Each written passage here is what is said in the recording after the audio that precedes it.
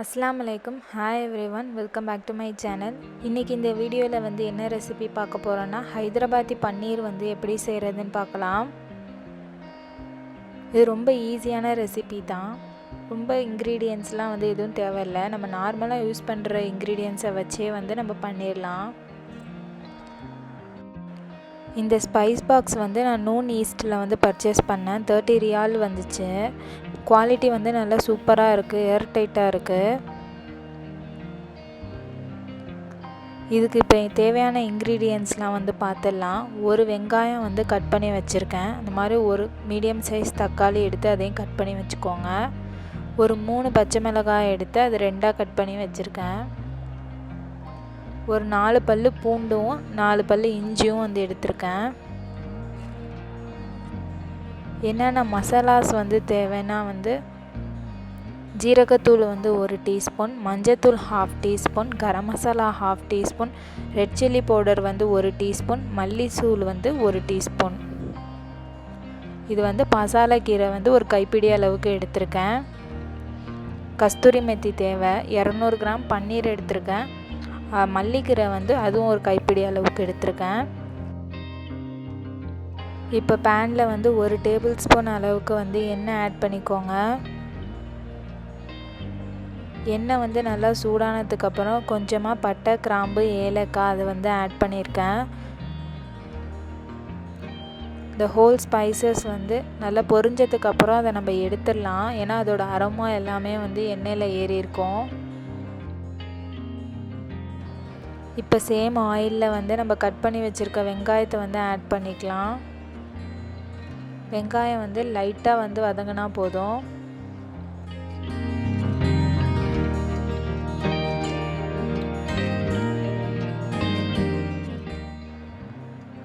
வெங்காயம் நல்லா வதங்கினதுக்கப்புறம் இப்போ நம்ம கட் பண்ணி வச்சுருக்க தக்காளியை ஆட் பண்ணிக்கிறேன். நீங்கள் எதையும் சின்ன சின்ன சைஸஸாக கட் பண்ண தேவையில்லை. இப்போ ஒரு பச்சை மிளகாய் ஆட் பண்ணியிருக்கேன். நம்ம கட் பண்ணி வச்சுருக்க இஞ்சி பூண்டையும் ஆட் பண்ணி எல்லாம் நல்லா வதங்கினதுக்கப்புறம் நம்ம ஆற வச்சுட்டு பேஸ்ட்டு தான் பண்ண போகிறோம். அதனால் நீங்கள் பெருசாகவே கட் பண்ணிக்கலாம்.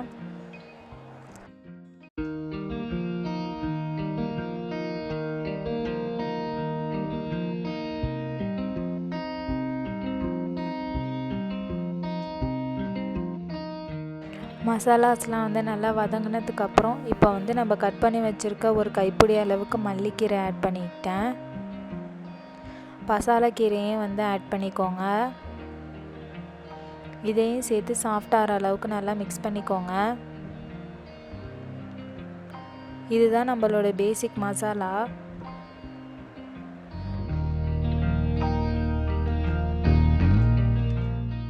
மசாலாலாம் நல்லா ஆறுனதுக்கப்புறம் ஸ்மூத் பேஸ்ட்டாக அரைச்சி எடுத்துக்கோங்க.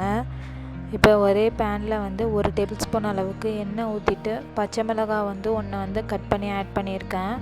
இப்போ அரைச்சி வச்சுருந்த பேஸ்ட்டை இதில் ஆட் பண்ணி நல்லா சாத்தே பண்ண போகிறோம்.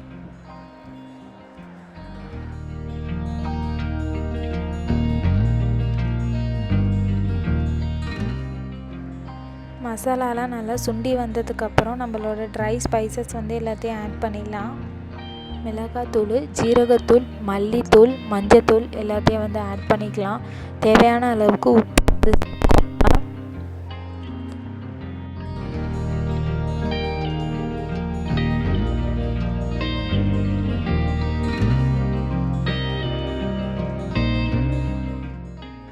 மசாலாவில் உள்ள ரா ஸ்மெல் போகிற அளவுக்கு நல்லா மிக்ஸ் பண்ணிக்கோங்க. இதுலேருந்து எண்ணெய் லைட்டாக பிரிஞ்சு வரணும். இப்போ இது பேஸ்ட் நல்லா ரெடி ஆகிடுச்சு. இந்த டயத்தில் ஒரு 2 டேபிள் ஸ்பூன் அளவுக்கு தயிர் ஆட் பண்ணியிருக்கேன். நீங்கள் தயிர் ஆட் பண்ணுற டயத்தில் ஸ்டவ்வை ஆஃப் பண்ணிவிட்டு ஆட் பண்ணுங்கள். தயிர் நல்லா மிக்ஸ் ஆனதுக்கப்புறம் திருப்பி நம்ம ஸ்டவ் ஆன் பண்ணிக்கலாம். இது ஃப்ரெஷ் க்ரீம் 1 டேபிள் ஸ்பூன் அளவுக்கு ஆட் பண்ணியிருக்கேன்.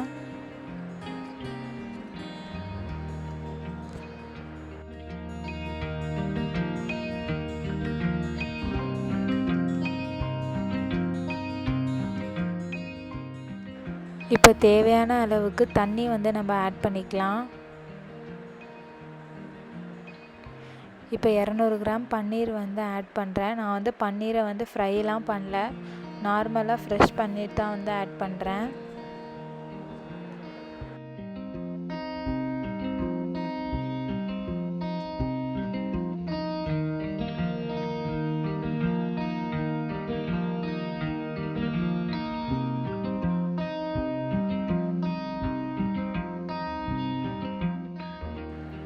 இப்போ இந்த மசாலாவில் வந்து தேவையான அளவுக்கு தண்ணி ஆட் பண்ணி நம்ம ஒரு 10 நிமிஷம் வந்து குக் பண்ண போகிறோம்.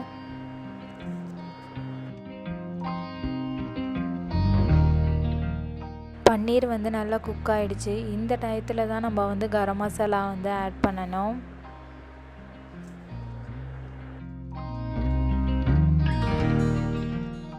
இப்போ ஃபைனலாக வந்து கஸ்தூரி மெத்தி வந்து 1 டீஸ்பூன் அளவுக்கு வந்து ஆட் பண்ணியிருக்கேன். கையில் வந்து லைட்டாக நசுக்கி விட்டு ஆட் பண்ணுங்கள்.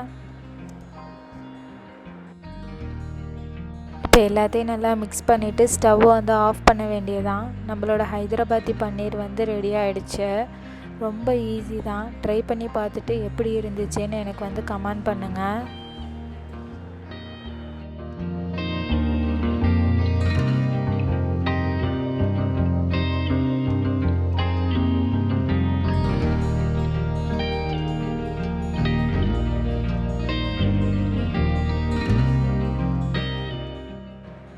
லாஸ்ட்டாக வந்து கார்னிஷிங்க்கு கொஞ்சமாக கஸ்தூரி மெத்தி வந்து மேலே ஆட் பண்ணிக்கோங்க. ஐ ஹோப் இந்த வீடியோ உங்கள் எல்லாருக்கும் பிடிச்சிருக்குன்னு நினைக்கிறேன். பிடிச்சிருந்தா வீடியோக்கு லைக் பண்ணுங்கள், ஷேர் பண்ணுங்கள், அப்படியே என் சேனலுக்கு மறக்காமல் சப்ஸ்கிரைப் பண்ணிவிடுங்க. தேங்க்ஸ் ஃபார் வாட்சிங். பாய் எவ்ரிவன்.